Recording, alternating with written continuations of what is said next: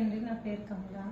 అయితే నేను వచ్చిన రోజు నాకు ఊపిరి అసలు అందలేదు. ప్లస్ బీపీ ఏమో 230 ఉండడంతో నాకు అసలు హోప్ లేదు వచ్చేటప్పుడు.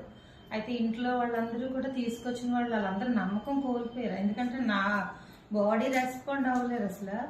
కానీ ఆ రోజు ఎమర్జెన్సీ వార్డులోని డాక్టర్స్ రెస్పాండ్ అయ్యే విధానం చూస్తే మమ్మల్ని ఇప్పటికీ ఆశ్చర్యం అనమాట. ఇమ్మీడియట్లీ యాక్షన్ తీసుకున్నారు.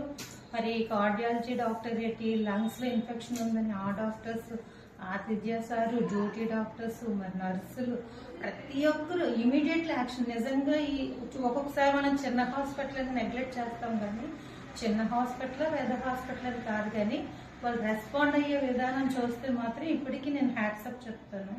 ఎందుకంటే వాళ్ళు చేసిన ట్రీట్మెంట్ వల్ల ఈరోజు నేను మళ్ళీ మీ ఎదురుగా వచ్చి మాట్లాడగలుగుతున్నాను.